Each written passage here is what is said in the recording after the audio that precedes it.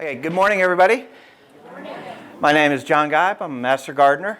I've been a Master Gardener for about 8 years now. Got my official training over in Midland, Odessa area.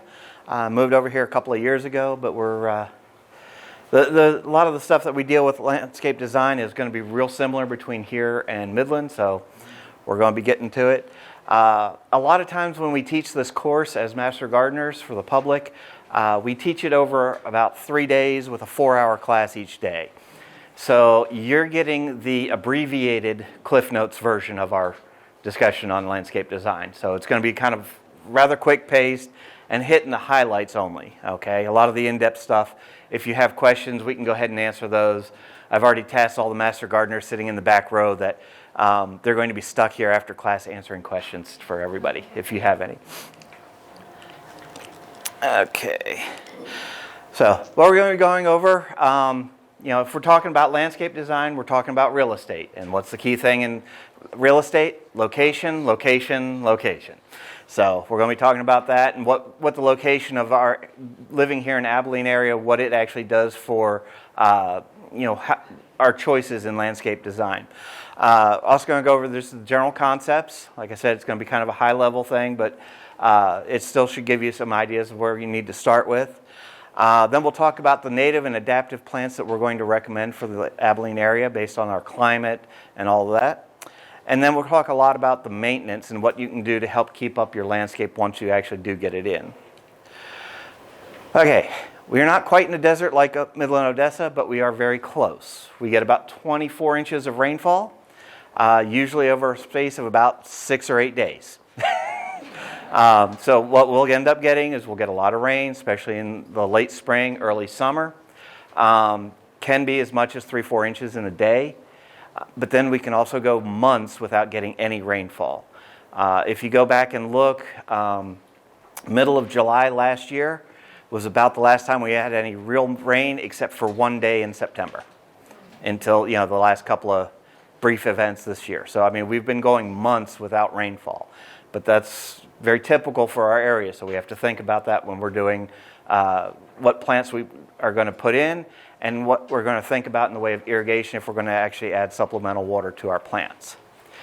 Next thing, I don't know if any of you all have seen the USDA plant hardiness zones.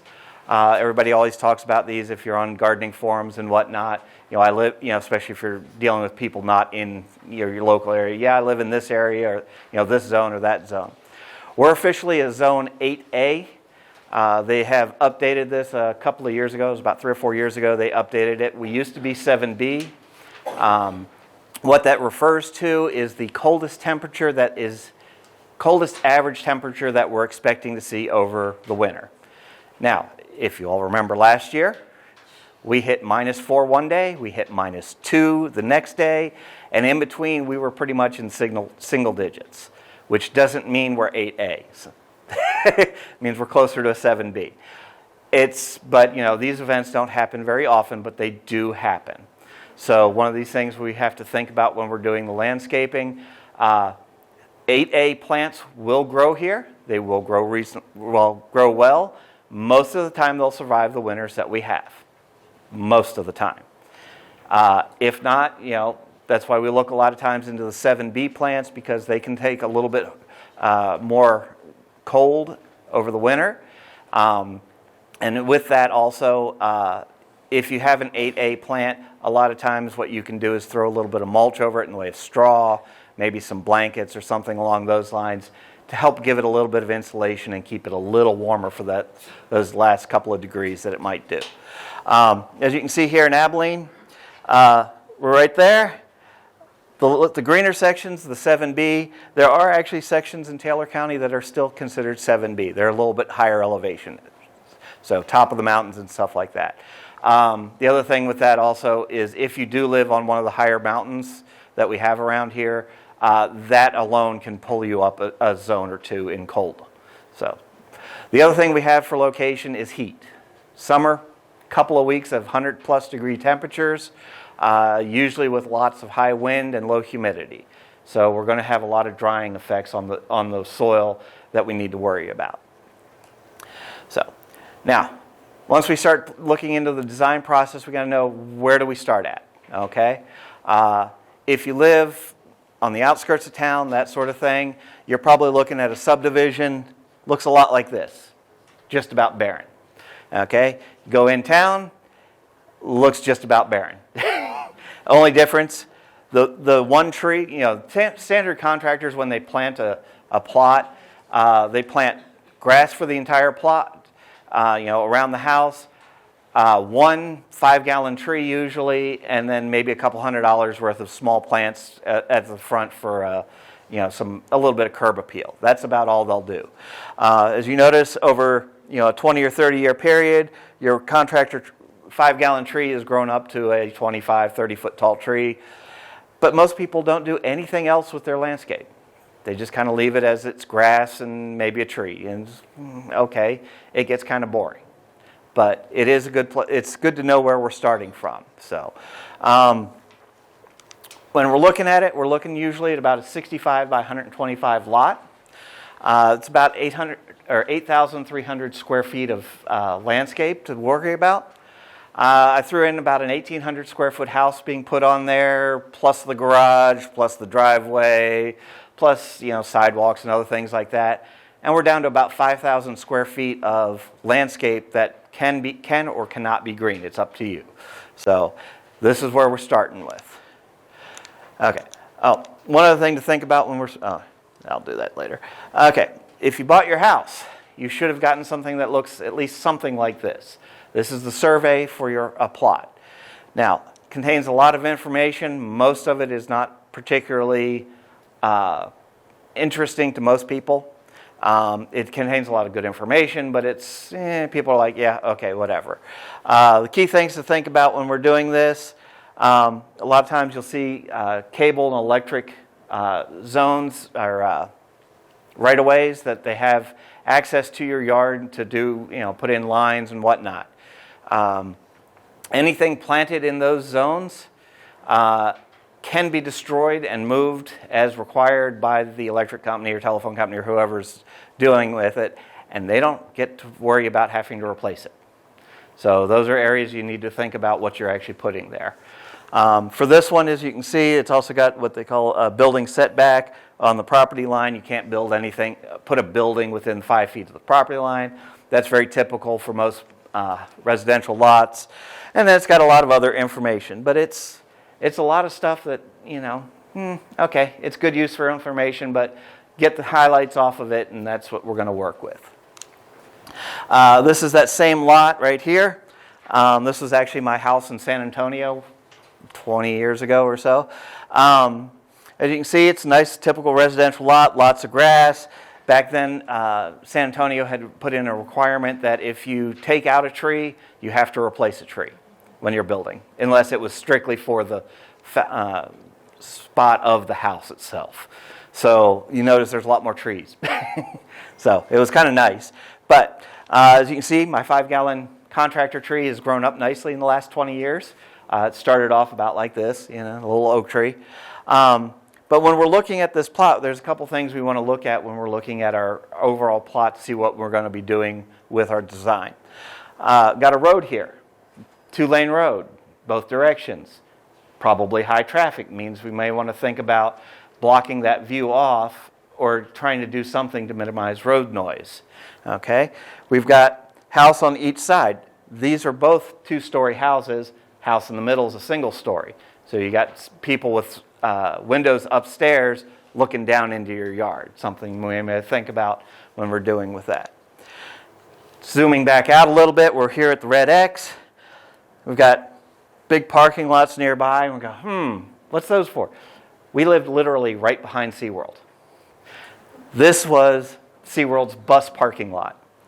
So, and you think, oh, well, I don't want all the noise coming in from that. And turns out that was actually one of the reasons we bought the house.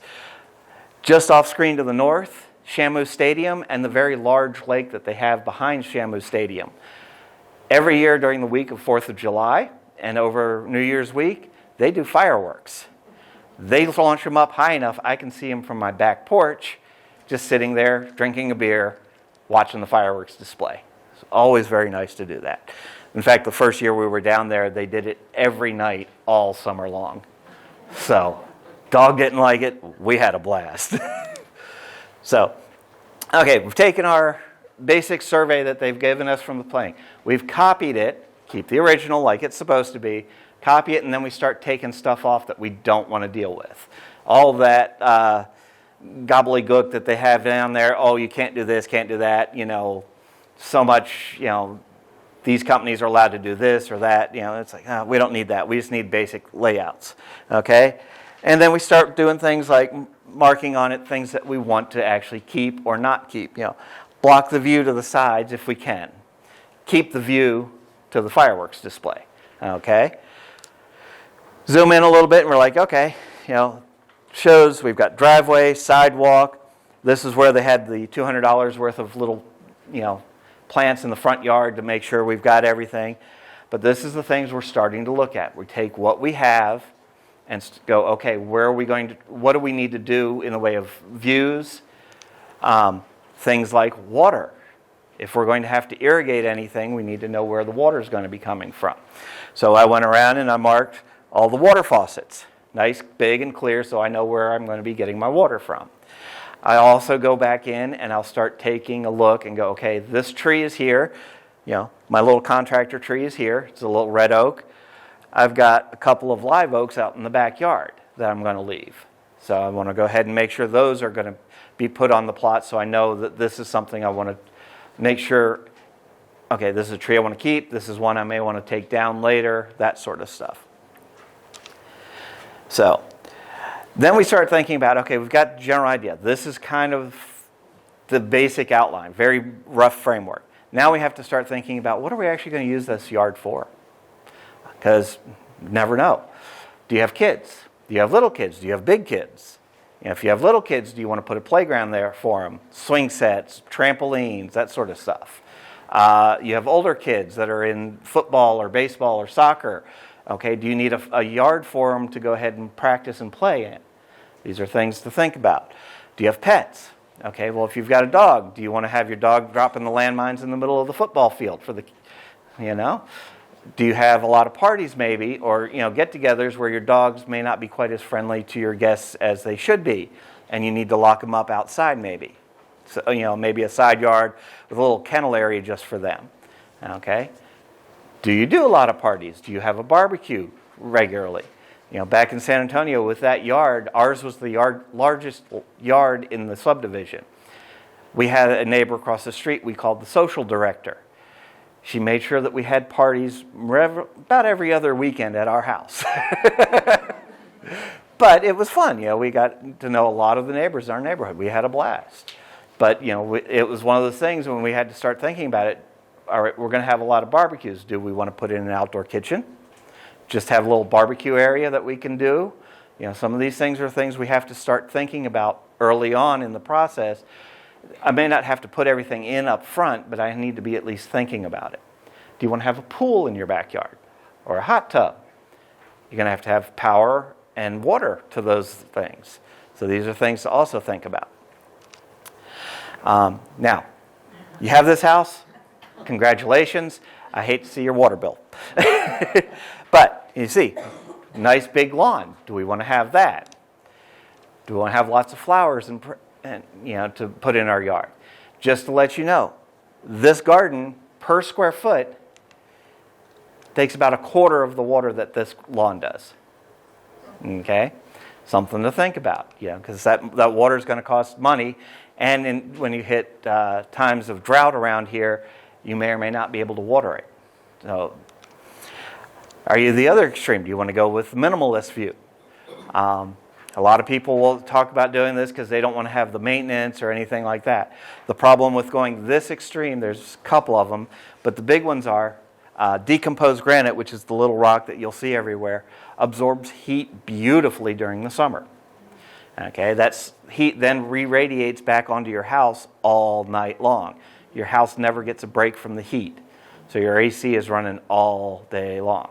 So it does cost you in the way of energy. Also in this area, we do get a fair amount of blowing dirt and dust. Not a lot, but some. So you'll end up, it won't always stay gravel. It'll end up with some dirt in it. with weed seeds. So you're going to end up with a fair amount of weeds coming up through this stuff because there is a fair amount of enough moisture around here to get those weed seeds to grow. So this is not nearly as maintenance free as you would think, at least around here. Look at a typical house or road in town. This is what you got. You've got your big flat plat of green for your lawn that everybody gets, and you've got your one contractor tree in the front yard. And then as you notice, a couple of them have little bits of plants and stuff right around the front. Gets a little boring, okay? But add a little bit, and we're only talking maybe $150, $200 worth of landscape material here. You can make a huge impact for what your house is going to look like from the street. All they did is took out the grass in this area, came in, planted some plants. A lot of times some of these plants will actually spread, so you may plant one or two and you'll end up with 20 or 30 over a couple of year span. It looks like it's probably a St. Augustine grass, so that's actually not too bad for maintenance on trying to keep the grass out of your flower bed. If it was Bermuda, you'd have problems because Bermuda is very, very aggressive at growing. But that's one of the reasons that we actually recommend it around here. You can do something like this, in the front yard. Adds a lot of pop to your front yard. The one thing I would worry about is doing something like this around your trees. If you're raising the elevation of the ground relative to your trees, that's usually not a good thing. Trees are kind of planted, and then their whole root system will grow based on what the ground level is. So if you start raising that up, it can do damage to the trees. If you do it quickly, it will definitely damage your tree long term. So you may want to think about that. Any raised beds you see around trees really shouldn't be done except maybe 1 or 2 inches of height elevation adjusted per year, and nothing needs to be near the trunk of any raised beds because it'll actually keep the moisture around the tree trunk, and the tree trunk will eventually rot out literally because of the moisture. Going in the backyard, you have a little oasis set up there. Something like this would be real nice. Got a little path walking in, maybe a little small water feature inside. Be kind of a neat little thing. A little bench in there. You can kind of go sit back and listen to the water bubble and ignore the rest of the world. But it doesn't take much, and it knocks out some of the yard, but it's a good relaxation spot. So these are the things we can think about while we're doing this design. What do we want to do with the yard? Okay? So back to here. Start everything out and go, all right, let's see what we've got. Okay, think about it. What are we using it for? We just discussed that. All right? Symmetry. If we're looking at the front of the house, what we're trying to do is to try and get at least somewhat of a symmetrical view or look at the house. Okay? Can't always do it, but you usually try. The human eye and brain recognizes symmetry very well. Okay, so if something is very symmetrical, it looks very pleasing to the eyes. Okay, you can do things where it's not quite symmetrical. A lot of times, especially if you have like a driveway on one side of your house, you can't do the symmetry. So you're going to have to kind of play around with that to try and get the whole thing looking pleasing. A lot of times what you end up doing that way is you kind of plant the tree in the middle of the house or middle of the yard to kind of get that symmetry. The problem is the tree now blocks the view of the actual house, which you may or may not want. So, keeping it simple. That is probably one of the key things on this. If you get this big, elaborate design, one, it's going to cost a fair amount of money a lot of times, and two, unless you're really dedicated to keeping it up, you're going to end up with a lot more maintenance and a lot more effort trying to get the system done right. So if you can just keep it simple, add a few beds, that sort of stuff, works a whole lot better. Okay. Now, what we want to do is we want to start with what's called the hardscapes. These are usually items that do not have or do not allow for water to drain through them. Usually concrete, that sort of thing. Okay? Driveways, sidewalks, any pools if you want to put them in. You don't necessarily have to do the pools early, but it's good if you can. Patios, decks, that sort of stuff. Now, when we're looking at this, we want to try and get these in probably up front, okay? or at least as close, plan for it as much as possible. The reason is if we're talking about putting in hardscapes, a lot of times if we're hiring it out to contractors, they're going to be bringing in heavy machinery and are not real pleasant with the edges of whatever you're doing. So if you're going to be doing a pool, you've got a large area where they're going to be digging out and dropping that dirt somewhere, so that all of the heavy machinery is going to be running over whatever else you have in your yard. Then you've got where all the dirt's going to be set until they can move it out of the yard. So it's going to take up a lot of the space. If you're doing just sidewalks and stuff, it's not quite as big of an impact on the edges outside of that, but they still need to have enough room, set forms, and be able to stand on either side to work the concrete. So, it's something you may want to probably think about getting in as quickly as possible. Okay. As an overall rule, we usually try not to do more than about 30% of a landscape in hardscape for a couple of reasons. One, it creates issues with like heat and that sort of stuff. But also, it ends up leading to a lot more runoff coming off of your property out into the street and then down that the city then has to handle. So if we can do a little bit less hardscapes, that's usually a better idea. So, got the hardscapes in. We're going to start talking about lawns. Did you want a yard? Okay, do you want a nice lawn? Most people do want a little bit of a lawn. Not a problem. I hate lawns. I look at them as a maintenance nightmare. You have to water them, you have to fertilize them, you have to weed them, you have to mow them, and you get a big green flat thing. So, not that interesting. Yes, ma'am? So what's your favorite alternative? I'll get to those. Okay. Okay, now, when we're talking lawns around here, we recommend Bermuda grass, especially for any sunny areas. It is the least water-intensive plant.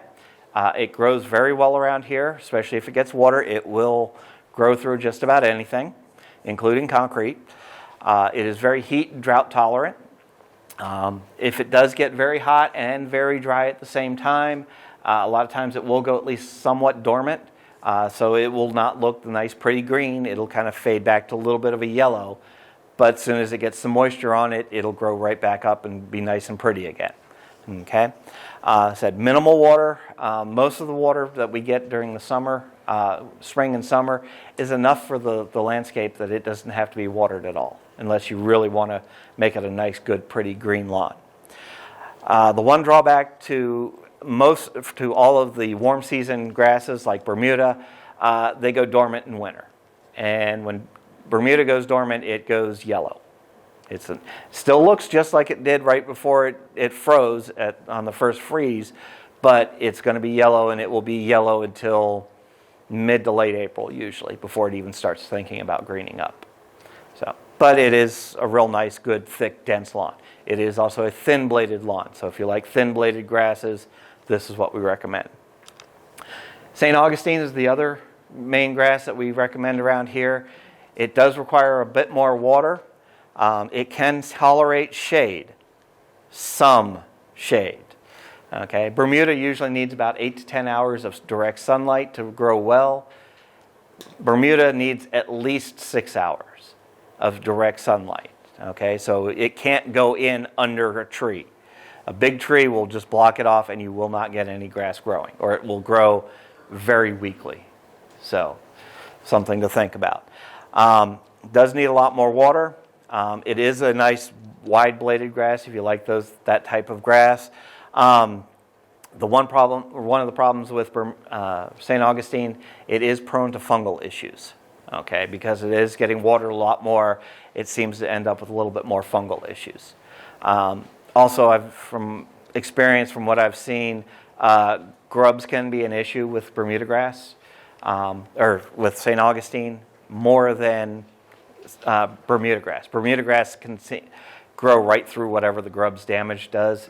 St. Augustine, I've noticed, seems to get spots where it'll die out a little bit.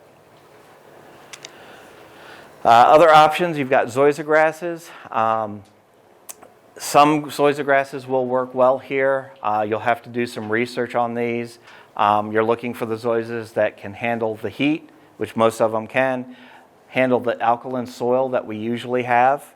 They are pretty drought tolerant, fall in between St. Augustine and the Bermuda grass for how much water they need.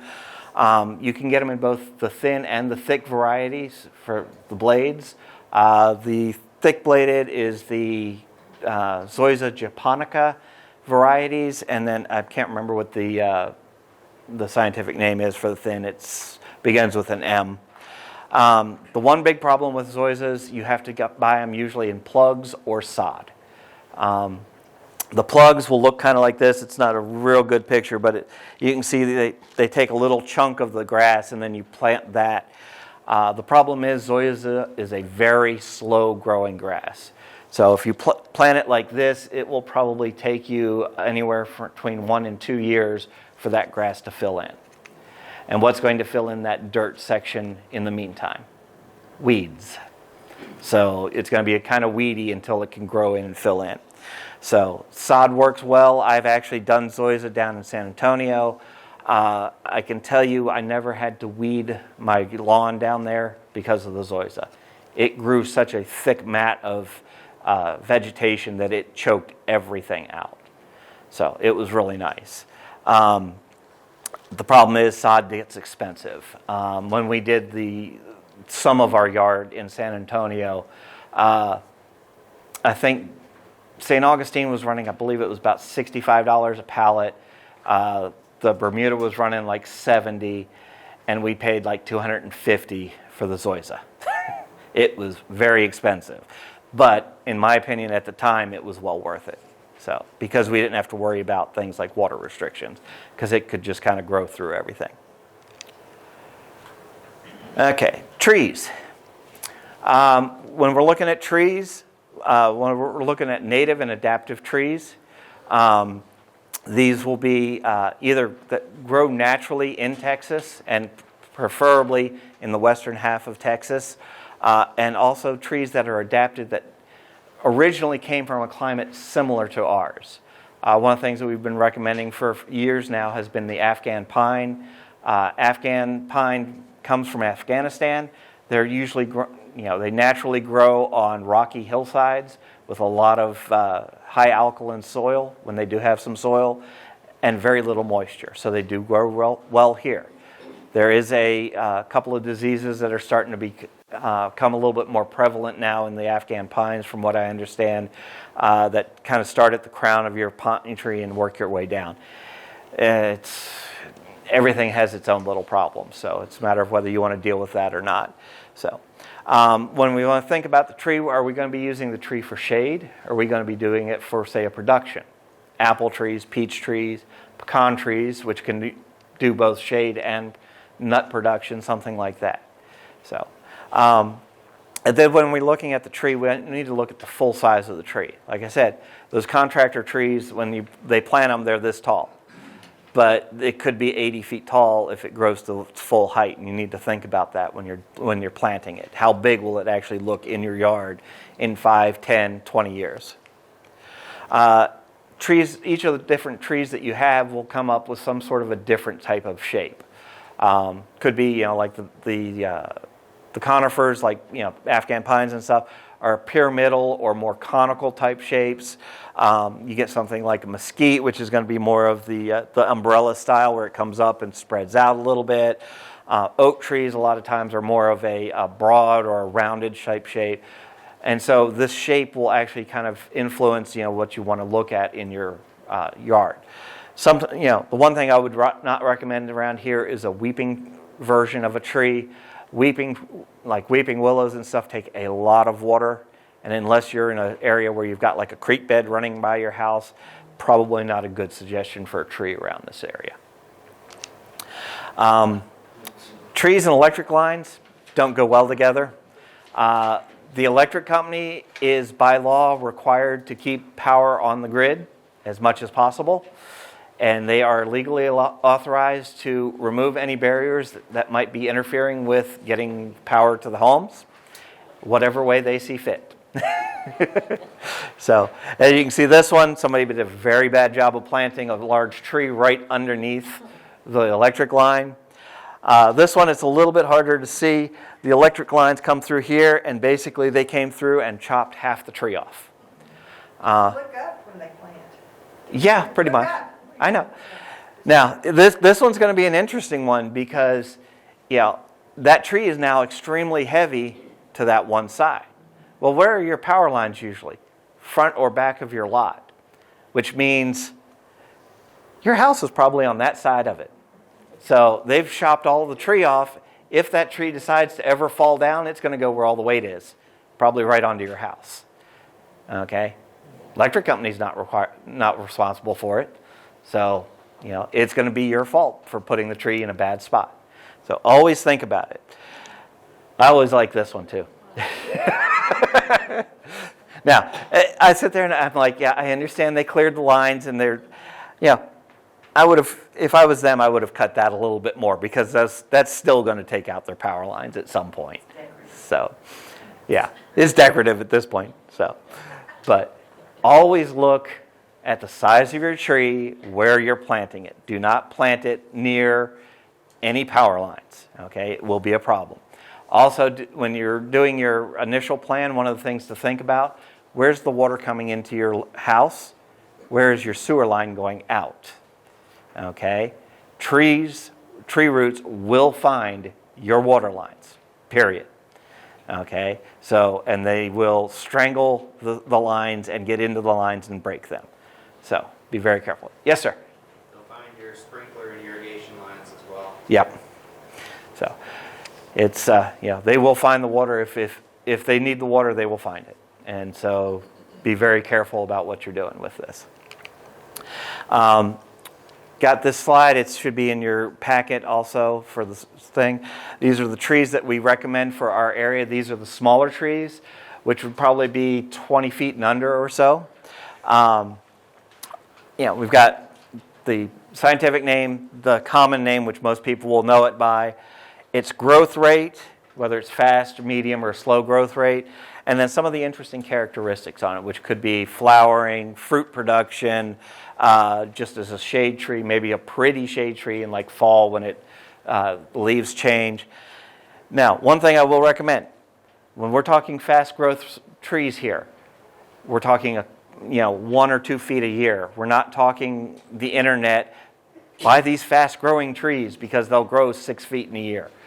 Those trees around here will not do very well, usually because 1, they can't handle our weather, and 2, they grow so fast that it's a weak wooded tree, and our winds will take out the tree at some point in time. So think about that when we're doing it. These are some of the larger trees. Some of these can get 60, 80 feet tall if they have enough water and over a long enough period of time, things like pecans. So a lot of good trees in here to look at. And you notice there's a good variety, so you can always choose what you want to do with this tree. Okay, shrubs and flowers. You were asking what I would recommend instead of lawns? Shrubs and flowers. You can get a lot of perennial shrubs and natives that are very well adapted to our area that require very little water. But when we're looking at these, we've got a wide selection. You've got a handout, about 4 pages of recommended varieties of different plants. Yep. Not only will they be different in size, shape, color, but also texture. You can get things, some of the salvias will have very small leaves and have a stalk with a lot of little small leaves. You also get those that have very broad leaf, bigger leaves. It gives a very different texture to each of the plants when you're looking at it. And so it gives, everything will kind of hit the eye a little differently. So you can look at all of these different aspects of a plant when you're trying to select something. You can also think about things like sound for your plants. Most of the shrubs and stuff won't have a whole lot of sound involved with them. But if you go with things like ornamental grasses, they usually come up in a nice big bunch that wave in the wind, which looks real pretty, but also will rattle and shuffle back and forth, which make kind of a nice sound in the wind. Look at the full size of the plant. Most people, when they go to the store and they buy this little teeny plant at the store and go, okay, I need to plant like 8 of these right in a row because, I need something to look right. No, in a year, that plant's going to be close to its full size, and that could be 3 or 4 feet across. So think very hard when you're looking at those plants. You want to make sure you spread them out. It looks very sparse the first year a lot of times, but once you get into it, it will look much prettier. Okay. When we're planting, we usually want to plant in odd numbers, ones or threes a lot of times, and a lot of this is because the eye sees symmetry. Well, for some reason, the eye can pick out whether it's an even or odd number a lot of times when you're looking at a small grouping of plants. And if it's an even number, the eye looks at it and goes, it's supposed to be symmetrical.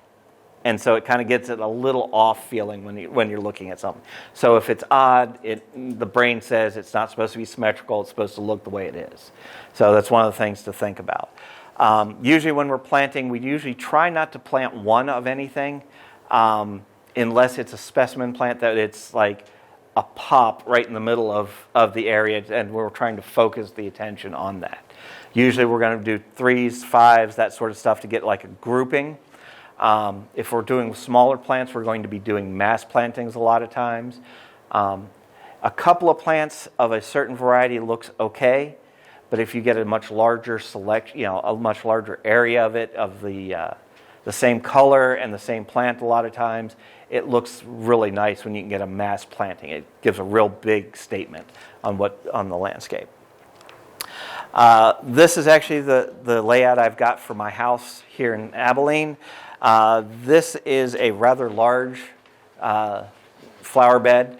It used to be Bermuda grass. The problem was it was not getting any water.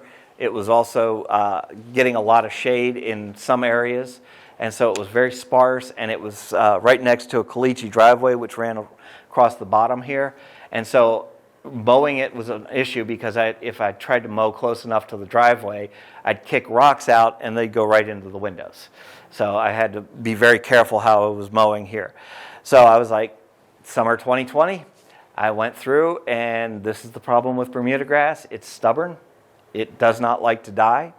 I'd go through and I laid out where I wanted the garden bed to go. Came through and I sprayed with Roundup. Everybody's like, oh, Roundup! If used properly, Roundup works correctly. But I'd spray it with Roundup. I'd give it about a week. I'd water the grass and see some areas that might be growing. Come back a couple days later, spray it again. That's all I did summer 2020. Water the grass, spray it with Roundup. And it basically wiped it out. So that this last year, I was able to actually put in all the garden like I needed to. Came in, put some compost in, and I've started planting plants. As you notice, I do 3s of most of the plants, or large mass plantings. Got a bunch of daylilies up here that I'm going to be planting this year. They're smaller, so I'm going to do a much larger selection. And we're talking it's probably a 10-foot diameter circle-ish of what I'm going to be doing, and it's just going to be various types of lilies.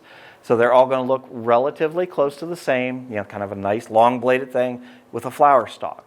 But I'm selecting them to give me a flower, different flowers at different times of the year throughout the year. Most of the plants that I'm doing in here bloom most of the summer, but things like the Flamacanthus down here or the chrysanthemums down across the front, they're a fall plant. They will be green for most of the year, but they don't flower until it gets a little cooler, and they can handle a little bit of the frost. Yes, ma'am? Do you like using hardwood mulch, or do you like using rocks? I use hardwood mulch, and I'll get in that in a second. So I am planting a rose bed, okay? Roses do have an issue in Texas right now. There's a disease called rose rosette. They are pretty sure now that it's spread by mites, and it causes the rose bushes to have lots of thorns on them, like 10 times the normal amount of thorns, and a red, very flush growth, very fast growth of red leafy material on it. If a rose gets rose rosette, there is no cure for it. Basically, we need to cut remove the rose from our landscape. I'm going to chance it. I like roses, so I'm going to try and plant some in here. But we'll see what we have.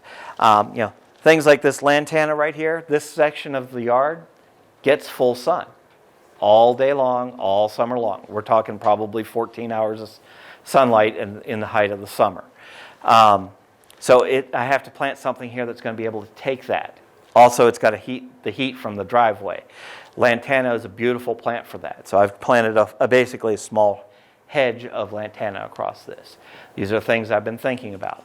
The bees love the lantana. Last year, you'd walk down the driveway and all you heard was a hum as you walked by it because of all the bees on there. Things like Greg's Mistflower attracts a lot of butterflies and bees. So I'm planting a fairly good section of that.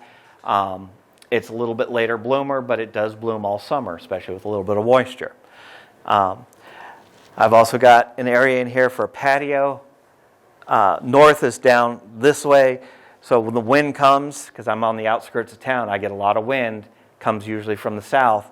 The house blocks it. So this area is actually pretty calm, ends up with a very nice, peaceful place to sit out and relax in the morning. But so these are some of the things I've been thinking about. Okay, if you're going to be doing flower beds instead of lawn or something like that, remove the grass. St. Augustine is not as hard to remove as Bermuda grass, but Bermuda grass, it's fun. Compost. One of the things that we always recommend is when you go into create a bed like this, put in lots of compost. And when I say lots of compost, as much as you can afford. The more you can till in a little bit of compost. In the south of the town, we've got pretty much clay soil. North of the town, we've got mostly sandy soil. Either of those soils are very much improved by adding compost to it. Okay, south in the clay, it'll break up the clay a little bit. In the north, it'll actually be able to hold some moisture in it. And then mulch, and then mulch again. And when you think you've got enough mulch, add some more. Most people, when they mulch a flower bed, they'll put in about an inch of mulch. No. We recommend 3 to 4 inches. So we're talking a deep bed of mulch. 6 is better if you can do it. Under some of the larger plants like the rose bushes, you can get 6 inches of mulch around that plant because it comes up and it grows fairly tall. But if you're in an area where you've got a lot of smaller plants, say like where I'm planting my daylilies, where the daylilies are only 8-10 inches tall, it's going to be a little bit sparser on the mulch. But the more mulch you can put in, the better. Mulch does a couple of things. Over time, wood mulch will break down and improve your soil. Takes a while, but it helps the soil. It's a insulator between the atmosphere and the ground. So it helps block wind so that your soil stays moister longer, and so you don't have to water nearly as much. Okay. There are times when I've pulled back the mulch in my bed to do something, and I look down and the soil's still soaking wet from the rain we had 3 weeks ago. It can hold on a lot. It'll keep the moisture in that ground very nicely. The other nice thing is if you're looking at mulch, it does that insulating property. I've seen videos where you can sit there with a thermal infrared thermometer, shoot it at the top of the mulch, and the top of the mulch in the middle of summer will be 120 degrees in the sun. Move the mulch off to the side and hit the soil underneath, and it's 80 degrees. Okay? It is a huge temperature difference. Works both directions. So in winter, it adds that blanket onto the soil so that the root structure doesn't get quite as cold. And it can really help maintain, even out the temperatures for your plants. And plants will really like that for you. Mulch, do I put it right next to the trees and the plants? For most of the plants, they will actually grow up through the mulch. Trees are the one thing we do not recommend mulch up to the base of the tree. Remember, I was talking about if you added dirt onto the soil, onto the tree, it'll keep the tree trunk moist and it'll rot out the tree trunk. Same thing with mulch; it'll keep it nice and moist right up next to that tree trunk. So, usually when we do mulching around trees, we do it in what we call the donut, not the volcano. donuts, nice and flat, and then spread out, 4 or 5 inches from the tree trunk. Yes, Can ma'am. you address the different kinds of mulch? As master gardeners, we recommend an organic mulch. Wood chips is some of the best stuff. Straw, hay, that sort of stuff will work. Well, let me rephrase that. Hay works. Straw is the better one. Hay has seeds in it, so you may not want to use that. So those are the ones we recommend. Just like wood chips from Lowe's, or there's... Wood chips from Lowe's, wood chips from the City of Abilene Recycling Center. If you can get a hold of some of the tree trimmers, a lot of times they chip up their stuff and will deliver it. The problem with them, when they deliver a load of mulch, it is a lot of mulch. The loads that I got from one of the local tree trimmers, I got 2 loads. Combined, it was 80 cubic yards of mulch. Think the big roll-off dumpsters. That's what they deliver, usually. So it'll cover a large area, even at 6 inches in depth. Any more questions on mulch? Where did you store it? I've got 10 acres. I've got 10 acres. So I didn't have a problem. I'm still trying to move mulch. I've got an orchard that I've got 6-inch layer of mulch throughout my orchard. And then I've got, probably 30 cubic yards still I need to move. So when it comes to watering, we're starting to get into a little bit more of the maintenance now. When we're looking at watering, if it's a native plant, a lot of times, especially if you've added a fair amount of mulch around your plants, you won't have to water it very much, if at all. Some of the adapted plants will need a little bit more water. If we hit any long dry spells, 2 or 3 months, a lot of times we will have to add a little bit of water even to the natives just to help them keep nice and pretty. But we have to think about it. It's all based on the plant variety. Some plants that we do recommend do take a little bit more water. So instead of not worrying about it, watering it for a month or 2 because of the rainfall that we've had, you may have to supplement it a little bit. When you're doing your design plan, you want to think about, okay, I've got a couple of plants here that do require a little bit more water than these others, that don't need any water at all or very minimal. We want to try and group those together so that when I'm watering, I don't have to worry about watering this plant 3 times as much as the rest of them, unless there's some easy way to do that. With my garden layout, one of the things I do drip irrigation, which is the other thing that we recommend highly when it comes to irrigation. Especially under mulch, you could run the drip lines right under the mulch. You'll never see them. They water the plants, and it's great. But for mine, there's a couple of plants that I've got in my garden that do require more water. Well, for most of them, I've got a single drip line that has emitters in the line itself. And so I'll have a plant, and I'll just run the drip line right beside it to water that plant. Well, on the few plants that I have that require more water, I'll have not just the one plant, the one line on one side.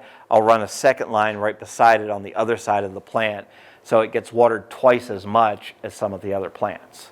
So that's one of the ways you can do these things to try and keep them thing.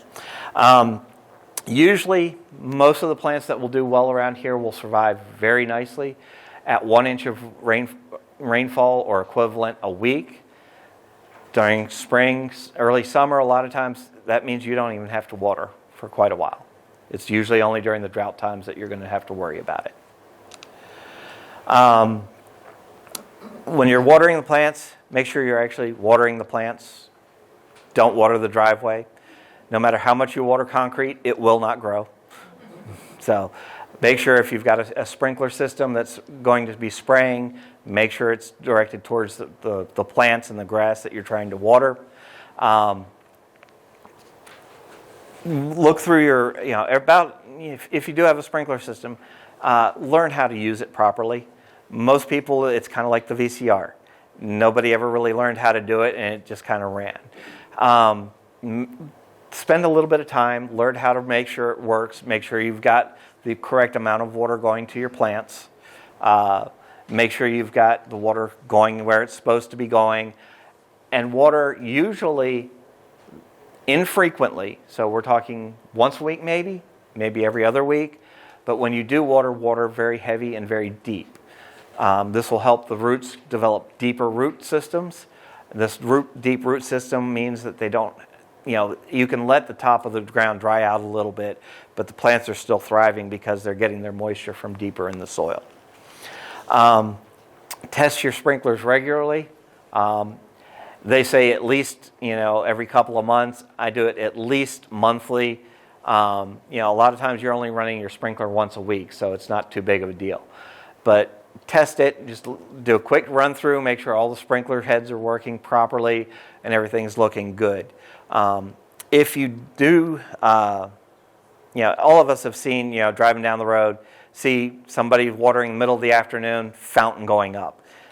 Try and avoid those types of things. Do a little quick test on your thing. When you do water at the appropriate time, which is usually in the morning. Early morning is the best time to water. That way most of the water that you do water will get to the plants. A pop-up sprinkler system is only about 50% efficient on dropping water. Something to think about. That's one of the reasons we also recommend the drip. So half of the water that you're spraying at your plants is either evaporating or not actually landing where it's supposed to be doing. So it's just costing you money, if you're doing it. Also on the water, I know I'm a big harbinger on drip irrigation.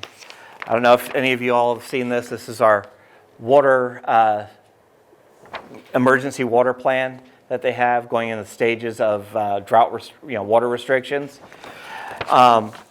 Comes through and it says, each of the water restrictions, what causes them, and all this. The nice thing about this, when you read through for irrigation, the only thing that you're allowed to do at some of the later stages for watering your yard or plants, drip irrigation or by hand. Doesn't matter what stage we're in unless we're in the critical stage 4, which you shouldn't be watering your lawn anyhow at that point. But if you have plants and stuff and they're drip irrigated, you can pretty much water them whenever you need to, which is always a nice thing. Keeps your yard looking nice. Hand watering. Yeah. So, one other thing I wanted to mention, when we were talking about starting and where we're going to be starting, one of the things that's always nice to know is where you're starting with your soil. Okay. Most of the soil around here is fairly alkaline, just depends on where you're at, but also whether it has all the nutrients that all your plants are going to need. The extension office has soil kits that you can go over and get from them. They usually have a pretty good supply. What you'll need to do is take your soil sample, read the directions on the sheets on how to take the soil sample, fill out the information, and then you'll ship it off to the whatever address they say to ship it off to here. Okay, mail it in. They'll come back, they'll give you a brief description of, okay, it's a lawn, this is what sort of fertilization you may need to do for your lawn, if any. Okay, when we're looking information here, our website, which has some good information, I'm sorry, Jackie, I'm going to be mean to us. WestTexasGardeners.org is the Permian Basin Master Gardeners. Their website with the plant